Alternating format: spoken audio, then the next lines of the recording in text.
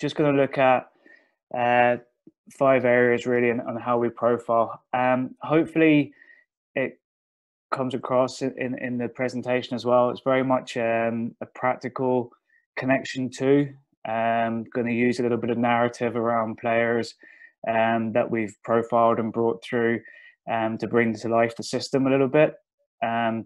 But also within that, attach a little bit of the theory, some of the systems we use to bring those, to profile those players and bring them through. You see there on the screen, I've just put 5 headlines. Don't be concerned. It's not because I'm about to present a huge amount of slides. It was just to signpost different parts of this presentation. So hopefully that will help if anyone has any reflections or suggestions at those points. And also if there's any questions that come into your thoughts. Okay, I suppose before we talk about the profiling and our system for profiling, this just gives you a little intake or insight, I should say, into our academy and our pathway. So where do we begin our profiling? So our profiling begins at under 16. As most of you will be aware, rugby is a pretty late maturation sport as well. So we don't tend to talent ID till under 16. Now, the other thing with that too is we probably see our talent ID and then how we connect that to our development in 2 distinct layers, which I was talking to Simon about last night, is really up to academy. We profile with the idea of, as I put there on the slide, is to develop and learn to perform, from under 16 through the academy process. It's not really until we get to the top level at the pro end of the game that we're really looking to see players further develop to learn to win. One thing you'll notice about that as well is whether it be at the pro end of the game or at our end of the game from under 16 to academy, we're always expecting the players to develop. We have a strong learning culture within our organisation and within the pathway and the senior team. So that we don't ever see it as a player is stops developing or learning. That's not the type of people we want. It's also not the type of player we want either. So just a quick explanation on that. We profile the players at under 16 there at clubs and schools. So we have 2 distinct streams of talent coming into our system. That stays separated, if you like, at under 17 still as a clubs and schools select, profiled through those systems. And then that system then comes together and combines as we come into under 18, under 19 and into the academy. With that as well, you'll see it isn't a perfect science, and in case anyone's wondering why there's a squiggly red line on the pathway there, that's because as I make clear from the outset, is when we're profiling and developing, and there is a strong connection between both, which I'll show as I go through the presentation, is it's never a straight linear line. And I think most of us who work in sport and are profiling athletes or players for different sports understand that when we're profiling, that person's movement through the pathway is never linear. It's always slightly distorted, and people have different entry points and exit points and re-entry points all the way through that pathway. I'll explain a little bit more about that as I go through the presentation. Okay, so what I'm going to do first is just outline the type of player we want. So we're very clear in Ulster. So first of all, when we're profiling and looking for players, and I suppose this is where the narrative comes in from the beginning and makes it quite practical, you'll see against the markers for each selection criteria, you'll see a player, and the narrative behind those players is strong to our pathway players, in that they can really see how this comes to life in terms of what we're looking for. So we've a very strong idea of the type of player we want. We profile against the criteria you see there on the screen. Now, obviously, that profiling varies at different levels as you're moving through the pathway. We wouldn't say that at under 16, for instance, when we're first time IDing, we're not expecting that the player will be one of those players you see pictured on the right who's now performing at senior level. But what we are expecting is that our staff, our forums that are developed to find these players, that the people within those forums and our staff can minimum see one of these things evident when we're looking for a player, and it's really got to stick out. Now, generally at the younger age, it will be more towards the skillful, tactical, potentially unrelenting aspect, which you'll see outlined there, and then the qualities against that, which you can see as well. With that, we're just looking for one of those things or two of those things to stand out, to really act as a point of difference for this player, for why he's being identified and why he's coming into the pathway. As we move through the pathway, and I'll show how this is developed tonight practically, is we hope that we'll start to see 3-4 of these things really come to life as super strengths. So as they move towards being a player we want in our academy, and also towards the type of players some of you will be aware of who are in the pictures on the right, but they're guys who embody 3 or 4 of those key elements, and are now displaying them performing for the seniors. So that's just a little insight into what we're using to profile initially. Probably a baseline for why we'd bring players into the academy, and also just to help the critical eye of our forums that are selecting and our staff who are selecting when they're looking to identify a player or explain why we should bring them into the pathway. So hopefully that's just a little bit of a clarity around the beginning, if you like, and of what we're looking at for a player and how we ID them. Okay, this is where move into, I suppose, a little bit of the narrative and the actual practical elements we use to profile players, and some of the things that we've been really building up, certainly since I've taken over in the last 5 years. So the importance of history and building a history on our players who we're profiling. So if we look here, this is the 4 guys we have who at present are the centres that we're looking at for inside centre. So for those who don't necessarily follow rugby, that's the number 12 in the team, plays outside the number 10. So with this, they're the 4 guys who at the moment are present within our academy. So why do we talk about the history, and why have we been so strong in building that up? Well, first of all, like all of us, when we profile a player, we're looking at where that player's potential can be in 5 years' time. So we're not looking, obviously, for now. Again, as we said, we're not picking the finished product right now, but we're looking to future-proof our succession planning for 5 years down the line, or 3 years down the line, or 4 years down the line. With that in mind, the other thing of why we build up the history on the players is we don't want the player who we're identifying to be, in this case, if it's Ben Carson who's identified at under 18, we don't want him to be Stuart McCluskey, who's presently the number 12 for Ulster. So we've got to put ourselves under pressure, and our team, our academy team, under pressure, that what we develop at under 18 that comes through in 4 or 5 years, hopefully to challenge Stuart for his position, is possibly better than him in certain aspects of the game as well. The big thing with that as well is we have a history on all of these players.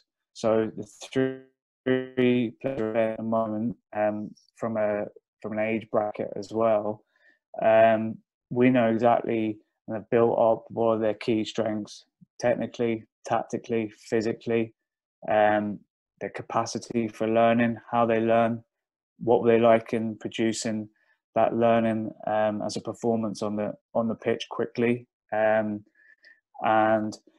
also what their special qualities are, what's their point of difference, and how can Ben match up to that, and how can he surpass it. So in the case of these guys here, if we look at Stuart and we take Stuart as an example, Stuart McCluskey was ID'd because of his ball carrying capability and because of his size profile. Ben comes into the system, presents similar qualities based on the history of what we've seen of Stuart in the past and James in the past, that he can present those same sort of ball carrying characteristics. So what's the point of difference for Ben then? Is he's a similar size to Stuart also, so we've profiled against that. So we know he's got athletic qualities that are possibly going to be strong when he gets to senior level. But I suppose we then also look for the super strengths. So in Ben's case, we saw where can he be ahead of Stuart in 5 years' time or challenging his position. Is there's possibly things about Ben's game. For example, Ben's very strong kicker off his left foot. So there's a point of difference that could possibly put him ahead of Stuart down the line. Also, you don't have many left foot kickers in a team. So again, that's a USP or a super strength, which will set him apart from Stuart.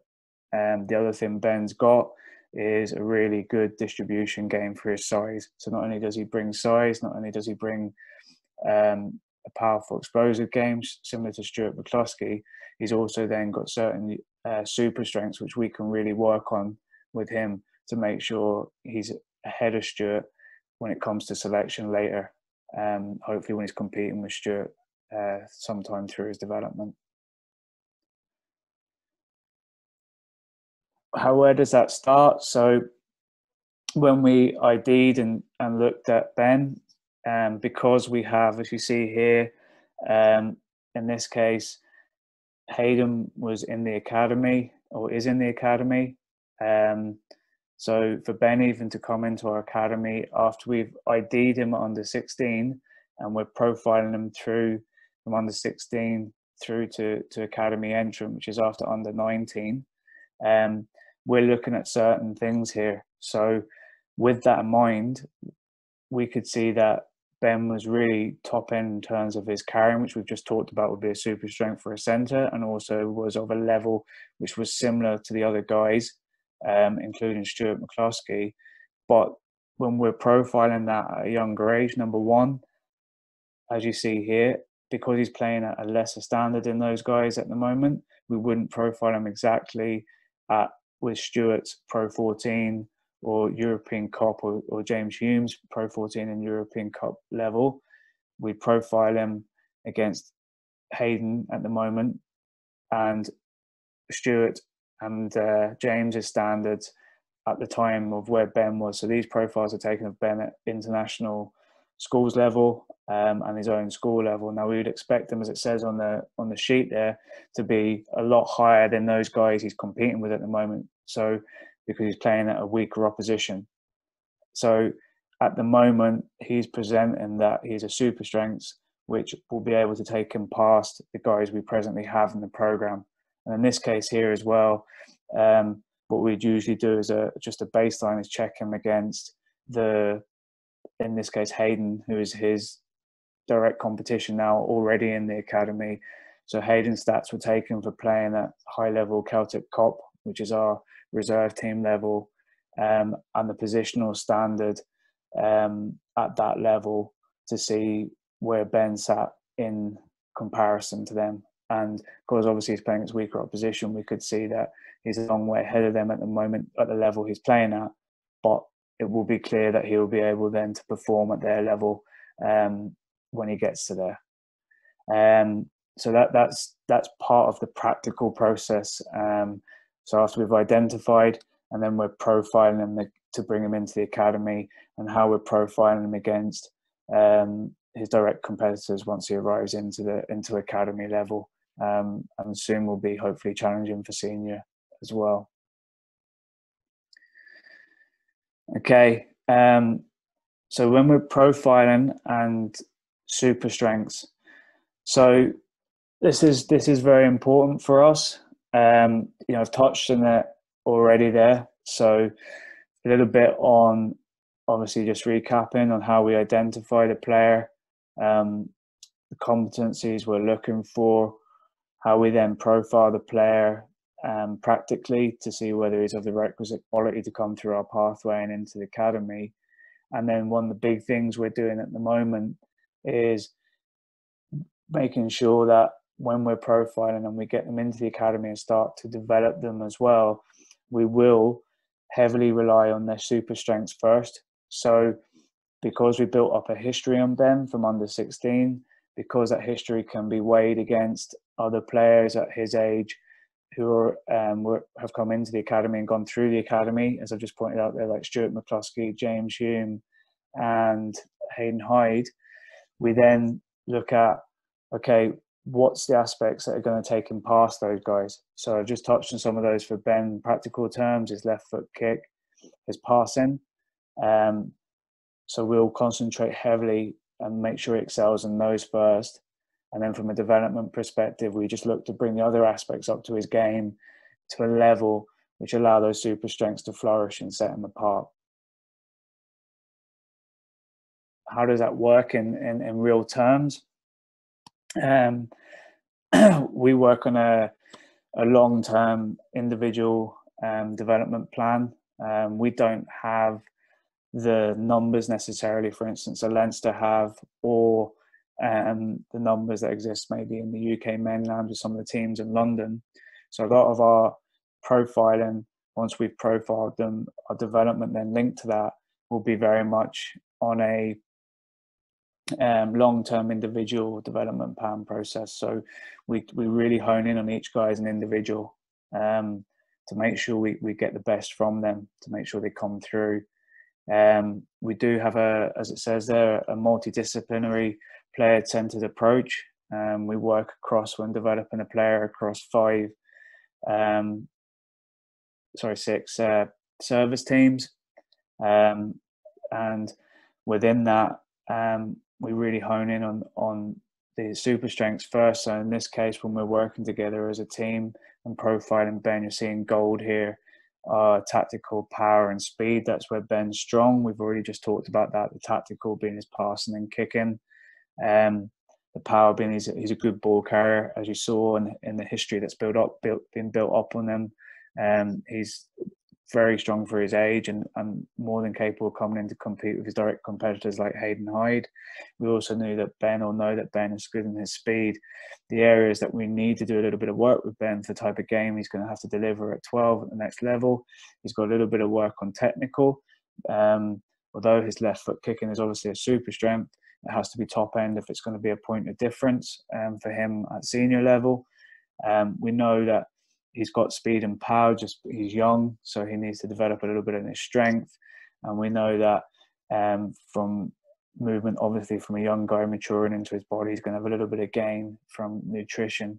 So I suppose why am I saying that is there is that long-term development plan approach. There is that multidisciplinary player-centered approach to dealing with the player, the very much individual planning. So the profiling we've done on Ben will support him and get him to the next level.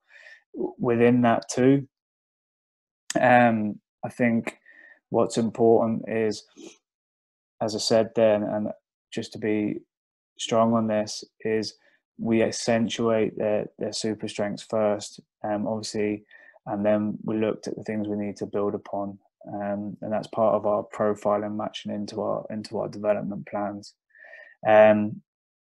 Within that there too, that means obviously at some stages, like most athlete-centered plans, there'll be different aspects or different service teams within Ben's development who will lead his plan at certain points to make sure he makes the requisite gains to achieve success within the pathway. Okay. One of the big things, obviously, within that, and this is the other thing that we always look to with our profiling too, is always keeping the importance of the game or the type of game we want to play at the center. And we always work with our profiling. So when we're picking young guys, it's always based on from the pitch out. And that's why you'll see also, if you reflect on what I showed as the identification criteria, there is a heavy reliance on identifying aspects which are prominent, obviously, within the game and within the type of game we want our players to be able to play in the future. And this slide here is just to show two things: is to show that we always that long-term player-centered approach after we've profiled, after we've started to develop, and the player's always at the center, the service teams that work around the player. And if you notice there, there's also highlighted robust performance through everything. So with everything within our mantra we've talked about is we want our players to continue to develop. We want our players to be guys who want to learn. We want them to have special super strengths that we're focused in on. And as our formative profiling is going along, as we're assisting this player, we're continually analysing that. And importantly, for all our teams who service this player, they've all got to understand that there's a bottom end line as well, is that robust performance is essential. And what we mean by robust performance is that they are able to deliver consistent performance on and off the pitch continually. That comes obviously in different formats. Next thing I'm going to look at is just a little bit on how our profiling comes against our formative assessment. So just because we've obviously, as in most sports, just because we've selected a player under 16 doesn't mean he's 100%, as we said, going to just come through the pathway in a linear manner. We're constantly checking all the time against the history we've built up over the last 5 to 6 years and longer on players to make sure this player is going to be of the requisite quality to come through. So this is just one of our individual player performance plans. It's built up on, in this case, this would be used for assessing initial entrance to the program, year one academy entrance. We would look at what they do on the pitch. It means they're going to be of the requisite standard to come through. So the why I've circled, just to keep it easy, why I've circled the bottom bit here on the tactical performance qualities is it's just an easy graphic to use. So that's been built up against guys in this particular player's history over the last 5 to 6 years, and how he's matching up to them at his point of entry into the elite academy program, and within that, where he obviously gives us a point to where he needs to get to. So when we're looking at that, that allows us to make sure, one, we have a baseline for where this player is, but we've also got an idea of where we need to improve him and continually improve him through the next 3 years he's with us to get to academy level. That's similar here if you see an athletic profile. So it's a similar means here. Again, for this player, we're looking at the past. You've got 7 years of data, roughly 6 to 7 years of data would have gone into identifying for this player in their position where they need to be. And again, it gives us a good basis from which to move from to make sure they're of the athletic quality to come through to the next level. All these things are being assessed weekly, monthly, quarterly, annually, so they're continually being profiled to support their development and their development needs, coming back to that player-centered process we talked about. So we're able to identify quickly, how is this guy traveling, when we've profiled him to come in because he has certain strengths. Are there certain strengths coming to fore within our program?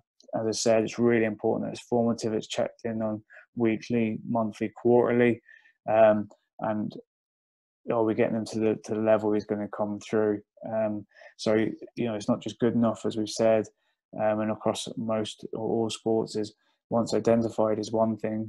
As you move through the pathway is great, but it's that continual formative profiling against development plans which help recognize whether this guy is going to stay the course and come through.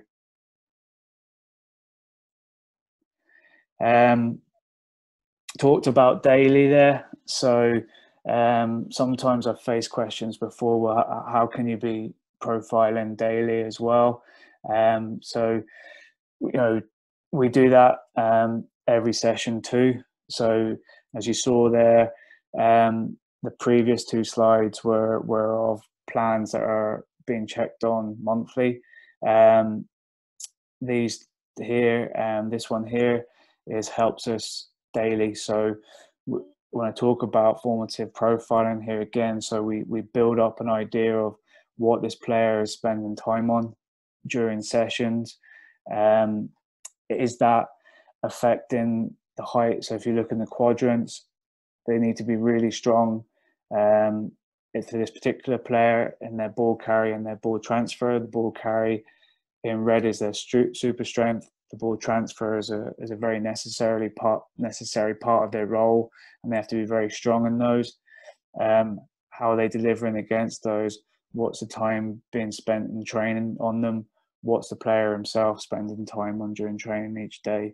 Why do we do that as well? Is it's not just on the player, so we're profiling how we support the player too. Is what we're investing in the right things? When we're investing in them, are they getting him close to high performing, high importance in the really necessary areas or identified areas of his game, and how are we supporting the other areas of his game come along? So again, it's just these are tools and formative tools that are consistently being used to help players develop and check on them regularly, not just once they're profiled. I suppose what we're trying to do is make sure there's no risks being taken in bringing this player through. Again, similarly, and just to give sort of a connection to these things is that's also looked at for. We talk about, so you'll have seen earlier on our ID slide about explosiveness, game-changing actions, X-factor actions. So again, similarly, because that's a standout player and what standout players will deliver for this level and for coming through, we'll also look at why and can this player keep delivering. Well, we call it intent for rugby action, but it's intent for X-factor moments consistently, and that's been consistently measured in training as well, to make sure that when we're profiling, again, as I said, it's going back to that idea of it's a consistent process. It's a process which is robust, and make sure that all the way we're checking and how these players are travelling and are they going to be at the requisite standard to come through.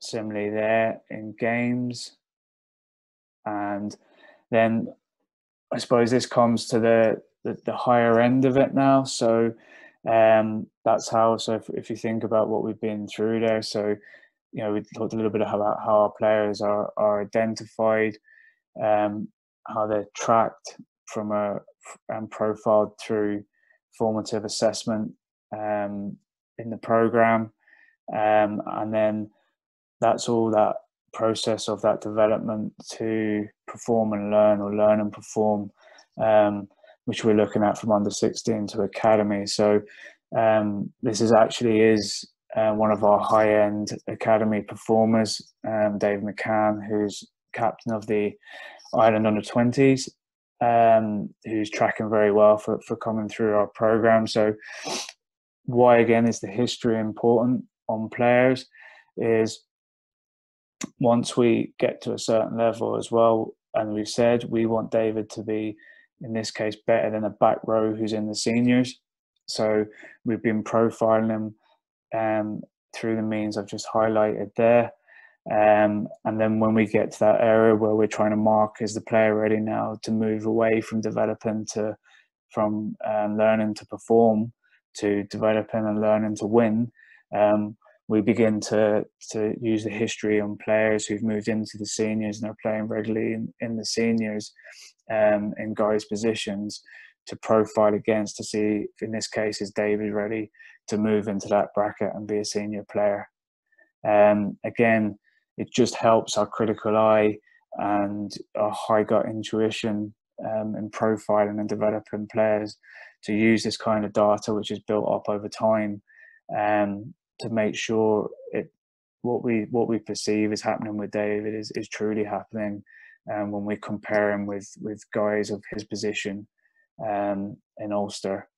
So in this one here, I've just circled again, probably just some of the key things. So we'll always have key areas from a rugby standpoint, which were key throughout the program and key when looking at players who are coming into the program. So the same criteria that is used to assess the players as they're being developed earlier in the program, at that stage when it's being used to assess them against their counterparts, or for guys who are just 1 or 2 years ahead of them in the academy. In this case, it's then the same criteria is being used to assess David against the seniors. So, we're looking here at the same criteria that we assessed Ben, say, against Hayden Hyde. And you can see now that when we do this, and we've built a history up of this on David himself over time, but also of positional average in David's position, and then what that looks like in the seniors too, in the early stages of a senior player's career, say in the first 1 to 2 years. You can see David, obviously, it's quite easy. It's just a RAG system applied to the stats.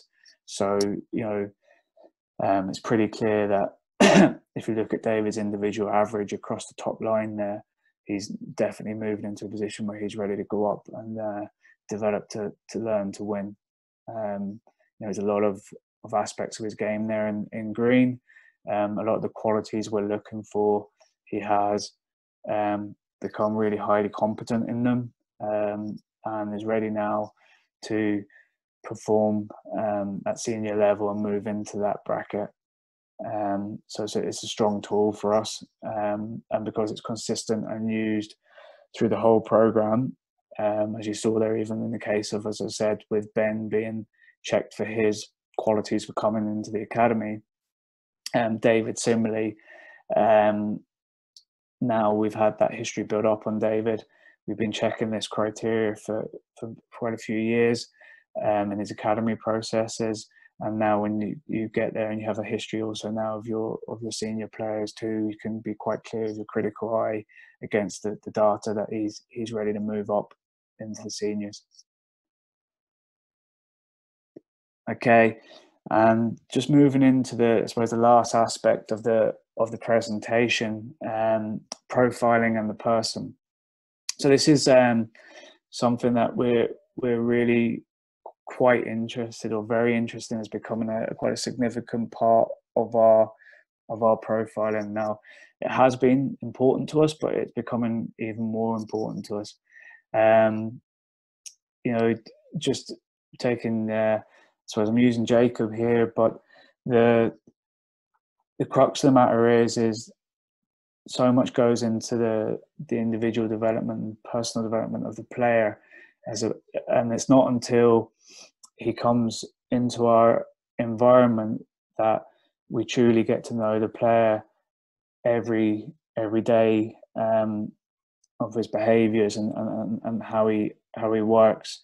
We rely on a lot of other stakeholders to keep us up to speed on that. And if I'm being honest, it's one of the things that I'd be interested in people's thoughts on tonight. Is we're trying to look at a way to be a little bit better in this area, to understand the capacity of players from if you looked at our early slide about the ID is the character of the player, that character element. And we don't just talk about character in terms of being a good person.